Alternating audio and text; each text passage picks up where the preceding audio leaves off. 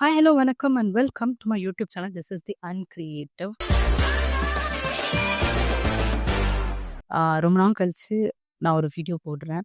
Because நடுவுல வந்துட்டு I went to an international trip. பேங்காக்கில் பிரதி மாதம் 23ஆம் தேதி, அமெரிக்காவில் பிரதி மாதம் 30ஆம் தேதி. திரும்பி வந்ததுலேருந்தே வாழ்க்கை மிகவும் கொடூரமாக வந்து என்னை விலாசி எடுத்துக்கொண்டு இருக்கிறது. கண்டிப்பா we have to kick start again அப்படின்னு சொல்லிட்டு தான் சரி ஓகே வீடியோ பண்ணுவோம் அப்படின்னு சொல்லி ஸ்டார்ட் பண்ணிட்டேன். ரீசென்ட்லி ஒரு 2 மூவிஸ் பத்தி எனக்கு பேசணும் அப்படின்னு இருந்துச்சு. ஒன் இஸ் இட்லி கடை and next one is Aan Paavam Pollathathu. First likes talk about Idli Kadai. நான் என்னவோ இட்லி சுட தான் பிறந்த மாதிரியே எனக்குள்ள ஒரு நினைப்பு. படம் வந்து ரொம்பவே விஐபி டோன்ல இருந்துச்சு.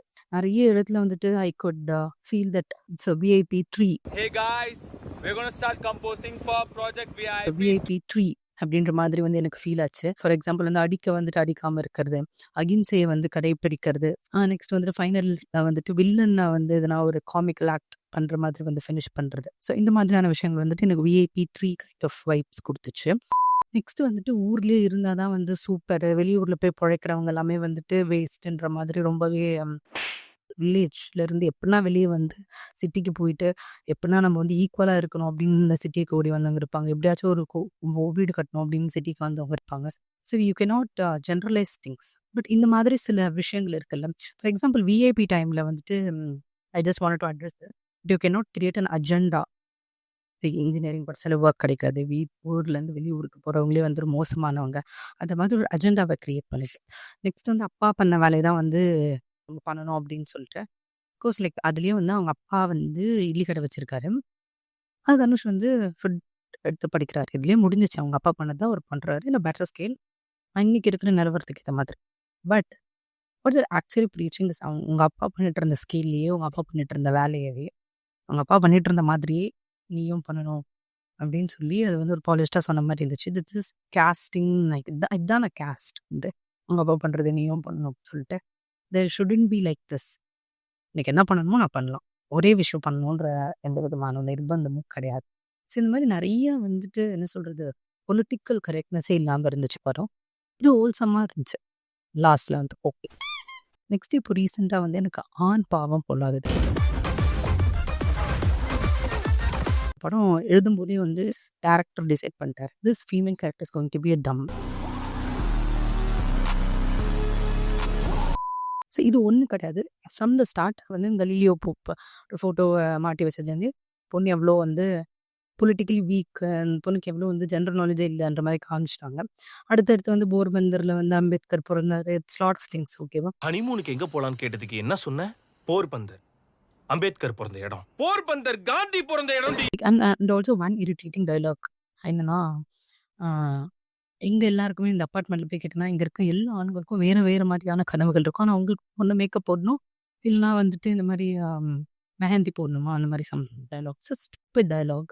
This director is ever respected is family women, ஒரு அவங்க ஒய்ஃபோ தங்கச்சியோ எனக்கு தெரியல. இந்த மாதிரி படம் முழுக்கவே வந்து நிறைய இப்படி தான் காட்டணும் அப்படின்னு சொல்லி முடிவு பண்ணிட்டாங்க. அண்ட் நெக்ஸ்ட் வந்து டிவோர்ஸ் வந்துட்டு எந்த அளவுக்கு வந்துட்டு விமனுக்கு வந்து ஆதரவாக இருக்குது, லா வந்து இந்த அளவுக்கு விமனுக்கு ஆதரவாக இருக்குது. ஸோ எனி லா அதை வந்து தவறாக படுத்துறதுக்கு ஒரு செட் ஆஃப் பீப்புள் இருக்க தான் செய்வாங்க. You can not generalise based on the gender. ஏன் ஆண்கள் வந்து எந்த ஒரு லாவையுமே அவங்களுக்கு ஏற்ற மாதிரி பயன்படுத்திக்கிறதே கிடையாதா? அப்போ இருட்டறையில் நீங்கள் எந்த முரட்டு குத்துமே பண்ணுறதே இல்லையா? நான் பெண்கள் வந்து இப்படி பண்ணுறது கரெக்டுன்னு சொல்லலை. Any law sometimes, most of the times இது மாதிரி தவறுதெல்லாம் வந்து உபயோகப்படுத்தப்படுது. That's wrong, that's an another case. But you cannot say ஜெண்டருக்கு வந்து இப்படி இருக்குது அப்படின்னு சொல்லிட்டு. எங்கேயும் சிட்டியில் இருக்கிற ஒரு 10% மட்டும் வச்சுட்டு விமன் எல்லாருமே வந்து ஈக்குவலிட்டி அட்டென்ட் பண்ணிட்டாங்க, அவங்களுக்கு டிவோர்ஸ்லாம் வந்து ஃபேவராக இருக்குது, இதுலேருந்து வெளியே வரணும் அப்படின்ட்டு இது வந்து மாற்றணும் அப்படின்னு நீங்கள் சொல்ல முடியாது. எவ்வளோ வில்லேஜஸ் இருக்குது, இன்னும் எவ்வளவோ வந்து மென் கையால் அடி வாங்கிட்டு இருக்கவங்க இருக்காங்க. இப்போ கூட ரீசெண்டாக எத்தனையோ டவுரி கேசஸ் ரீசெண்ட்லி வந்து பதிவாச்சு. You cannot deny it. இன்னமும் எவ்வளோ வந்து ஆண்கள் அடிச்சே கொண்டுட்டாங்க அப்படின்ற நியூஸஸ் வந்து இன்ன வரைக்கும் வந்துட்டு தான் இருக்கு.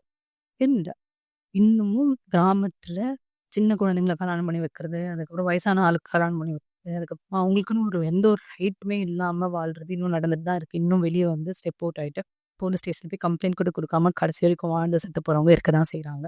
ஸோ சிட்டியில் இருக்க ஒரு 2 to 3% மட்டும் வச்சுட்டு யூ cannot see இதெல்லாமே வந்து விமனுக்கு எல்லாமே கட்டுச்சு அப்படின்னு சொல்லிட்டு வேர்ல்டு இஸ் வாஸ் அது எல்லாமே கன்சிடர் பண்ணி தான் ஒரு லா வந்து பண்ணுவாங்க.